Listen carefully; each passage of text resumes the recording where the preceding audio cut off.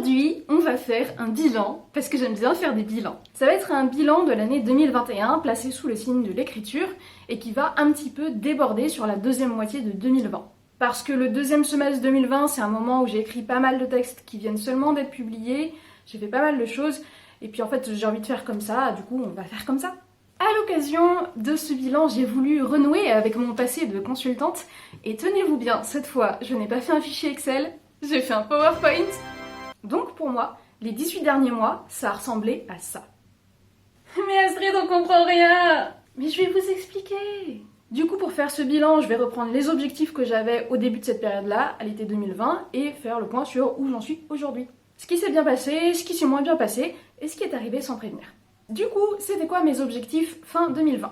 En gros, j'en avais 6. Le premier, c'était publier Cité de Foudre. C'est le premier tome d'une histoire steampunk qui à la base s'appelait Météorite et qui maintenant s'appelle Les pérégrinations de Lady Vinchka. À l'été 2020, je venais de terminer de le corriger. Au départ, je pensais le faire publier chez Sylphe Rouge, comme mon précédent roman, Le Page de l'Aurore, et je venais de l'envoyer à mon éditrice pour avoir son retour. Le deuxième objectif, c'était de réécrire, corriger et faire bêta-lire Empire d'Orage, qui est le deuxième tome des pérégrinations. J'avais écrit un premier jet un peu nul au NaNoWriMo précédent, je venais de retravailler tout le plan, donc je savais ce qu'il me restait à faire, il n'y avait plus qu'à me mettre au boulot. Mon troisième objectif, c'était d'écrire autre chose que les pérégrinations, parce que ça faisait plus d'un an que je travaillais sur ces deux tomes, à écrire l'un, corriger l'autre, écrire l'un, etc. Et j'avais vraiment besoin de changer d'univers d'écriture. Donc cet objectif, il se traduisait de 3 façons. D'abord, je voulais participer à un recueil de nouvelles de Noël.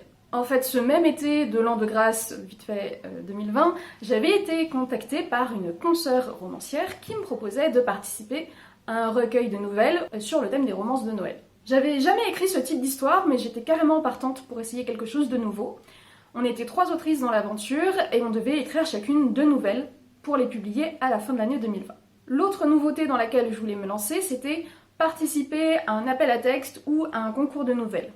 J'en avais pas repéré en particulier, mais j'avais envie de me lancer un peu ce challenge-là, de travailler plus sur l'écriture de nouvelles, d'écrire des textes courts dans des univers différents, et aussi d'avoir l'occasion d'estimer un peu ce que valaient mes textes en les soumettant à des concours.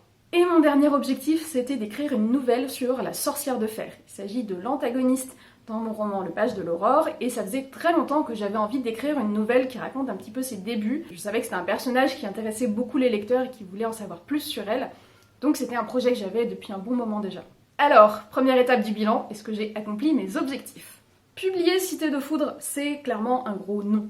C'est un peu le gros fail par rapport à mes objectifs de cette année, mais en fait je le ressens pas du tout comme un échec parce que c'est un projet qui a connu beaucoup de rebondissements. Déjà, au début de l'année 2021, je me suis rendu compte que j'avais plus vraiment envie de faire publier ce texte par Sylphe Rouge pour tout un tas de raisons. J'en ai parlé à mon éditrice et ça tombait bien parce que au même moment, Sylphe Rouge a décidé de mettre en pause ses activités et de ne plus publier de nouveaux textes jusqu'à ce que le Covid arrête de faire des siennes. Du coup ensuite, je me suis mis en tête de proposer mon roman à des plus grosses maisons d'édition de fantasy parce que j'avais envie d'être accompagnée par une maison d'édition plus importante qui ait les épaules pour assurer la diffusion et la promotion de mon texte. Je l'ai envoyé en avril 2021 à 7 maisons d'édition. Pour l'instant, j'ai eu 3 refus et 4 maisons qui n'ont toujours pas répondu. Trop bien l'édition traditionnelle, on adore. Du coup, j'en ai eu marre, donc j'ai décidé de l'auto-éditer. Et j'ai déjà commencé à faire appel à une correctrice et à une illustratrice pour travailler dessus avec moi. Deuxième objectif, corriger Empire d'Orage et le faire bêta-lire. Ça, c'est bon. C'était long, mais c'est terminé. Je l'ai corrigé entre décembre 2020 et juillet 2021. La bêta-lecture s'est faite entre août et septembre et j'ai fait une dernière passe de correction au mois d'octobre. Pour ce qui est de l'objectif d'écrire autre chose que les pérégrinations, pareil, c'est bon, j'ai écrit 7 autres textes au cours de la période, donc c'est plutôt réussi. Participer à ce fameux recueil de nouvelles de Noël, ça ne s'est finalement pas fait, mais les choses se sont goupillées autrement. Donc j'ai écrit 2 textes pour ce recueil entre août et novembre 2020. Le premier, c'est Germine et Gédéon. C'est une histoire sur un couple d'anges gardiens à la retraite. Et ensuite, j'ai écrit Les coulisses de Taurore, qui est une histoire qui se passe dans l'univers du Page de l'Aurore et qui met en scène Corbin, qui est un comédien qui est un des personnages du roman, et une couturière qui est l'héroïne de la nouvelle. En revanche, la personne qui m'avait proposé à la base de participer à ce recueil n'a pas pu, de son côté, écrire les nouvelles qu'elle avait prévues. On a commencé par reporter le recueil pour l'hiver 2021, Mais en fait ensuite on n'en a plus du tout reparlé et du coup j'ai décidé d'abandonner ce projet-là et de publier mes nouvelles de mon côté. Du coup j'ai mis en ligne gratuitement Germine et Gédéon au mois de novembre, vous pouvez la trouver sur Kindle, sur Kobo ou sur n'importe quel format. Et les coulisses de Taurore, eh bien, je l'ajouterai à la version numérique du Page de l'Aurore qui va sortir au mois de janvier.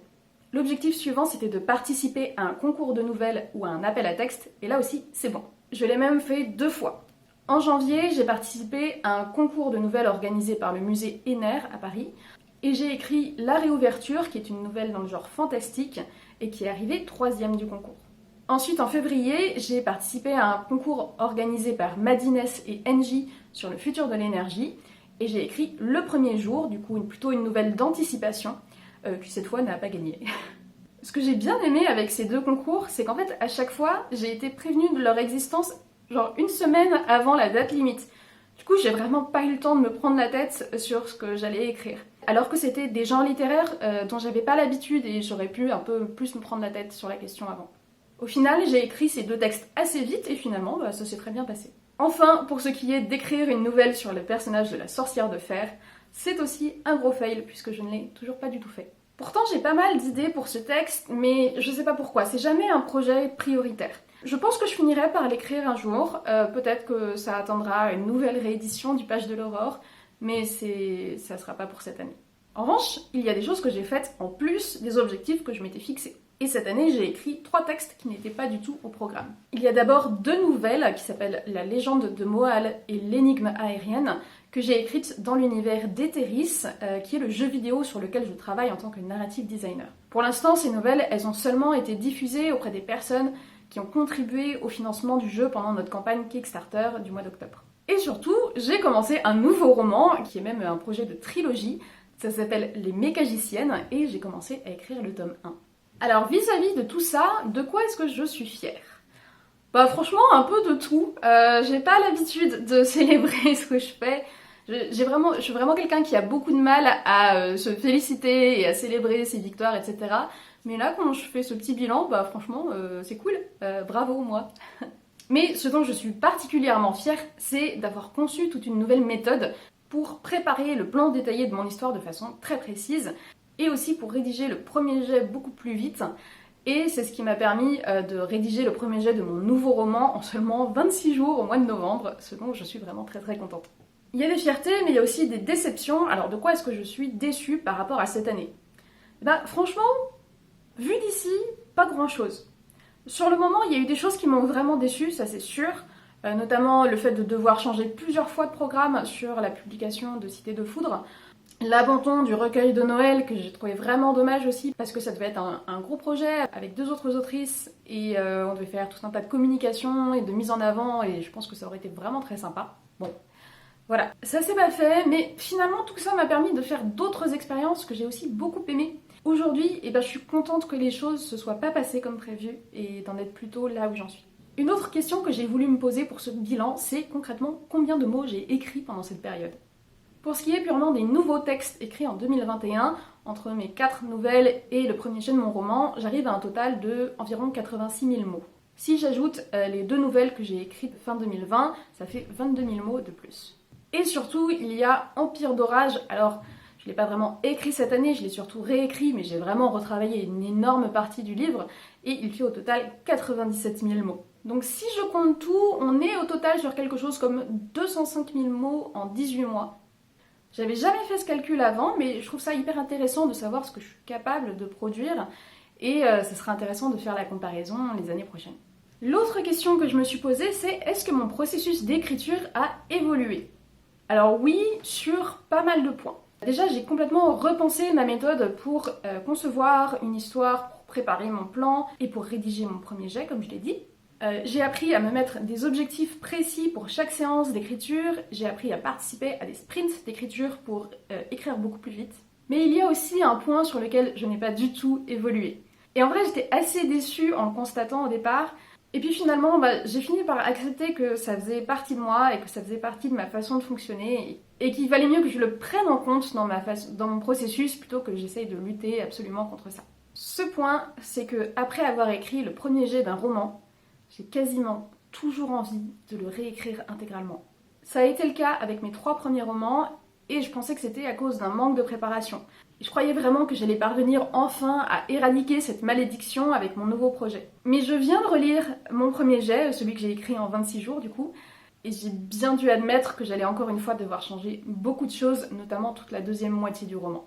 Mais voilà, il faut que je l'accepte, en fait, moi, j'ai besoin de rédiger complètement mon histoire pour voir ce qui cloche dedans. Ce qui me console, c'est du coup d'avoir appris à rédiger beaucoup plus vite et de, entre guillemets, perdre beaucoup moins de temps sur cette étape. Notre question, c'est est-ce que mon style a évolué pendant cette période? Est-ce que mes thèmes de prédilection ont changé? Alors au niveau du style, c'est un peu difficile à dire, honnêtement, je pense pas avoir connu des changements majeurs. Au niveau des thèmes, j'ai eu plus envie cette année d'écrire de la romance, tout en restant dans les genres fantasy et steampunk, qui sont mes genres de prédilection. Mais je dois bien avouer que à chaque fois que j'essaye de m'éloigner des thèmes et des schémas que j'ai déjà utilisés, j'ai l'impression que j'y reviens toujours assez inconsciemment. Donc voilà. Pour terminer ce bilan, du coup, c'est quoi mes objectifs pour l'année prochaine? Pour 2022, j'ai à la fois des objectifs de publication et d'écriture.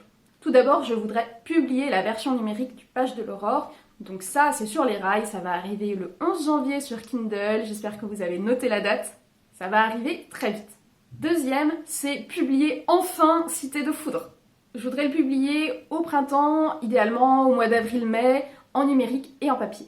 Cette fois, c'est la bonne, j'arrête d'attendre le feu vert de quelqu'un d'autre, je vais prendre les choses en main, je vais me débrouiller moi-même et je vais publier cette histoire. J'ai déjà contacté une correctrice pour qu'on travaille ensemble entre février et mars, donc ça devrait être bon au niveau du timing. Ça sera du coup ma première expérience d'auto-édition au format papier, je pense que ça va être assez rocambolesque, mais j'ai super hâte. Et le troisième objectif que j'aimerais beaucoup accomplir cette année, c'est de publier le 2e tome, Empire d'Orage, à la fin de l'année. Je ne veux plus attendre 3 ans entre la publication de chacun de mes romans. Maintenant, c'est bon, on va augmenter le rythme. Et pour ce qui est des objectifs d'écriture, eh ben déjà, je voudrais réécrire et corriger mon tome 1 des Mécagiciennes, donc Les Fiancées Infortunées. J'ai 2 alpha lectrices qui m'ont très gentiment proposé de m'aider à travailler dessus. J'ai repris mon plan, je sais où je veux aller, il n'y a plus qu'à. Et j'aimerais aussi, dans la deuxième partie de l'année, écrire le premier jet du tome suivant, du tome 2. Voir, alors là c'est un petit objectif bonus que je me mets pour le plaisir, voir essayer de l'écrire encore plus vite que le précédent et de m'y mettre à fond, de ne faire que ça pendant quelques jours et de le boucler en 10 jours. Voilà, c'est une expérience que j'ai assez envie de tenter, je suis curieuse de savoir si j'en serais capable. Je parle bien sûr de cette première version, de ce premier jet qui a essentiellement pour vocation de finir à la poubelle pour m'aider à retravailler l'histoire. Donc tout ça fait un programme assez chargé, je suis pas sûre d'avoir le temps d'écrire des nouvelles au milieu de tout ça, mais après tout, on verra. Peut-être qu'un jour je vais me réveiller avec une envie dévorante d'écrire ma nouvelle sur la sorcière de fer, qui sait. Venez vous aussi me dire en commentaire de cette vidéo comment ça s'est passé cette année pour vous en matière d'écriture et qu'est-ce que vous voulez faire l'année prochaine, ça va être quoi vos objectifs. Si vous êtes toujours là, je suppose que la vidéo vous a plu, donc pensez à vous abonner si vous ne l'avez pas encore fait. Et mettez un petit pouce bleu, c'est toujours sympa, ça fait plaisir. Je vous souhaite de très bonnes fêtes de fin d'année, bonnes vacances, reposez-vous, écrivez si vous voulez, et on se retrouve en 2022 pour la prochaine vidéo.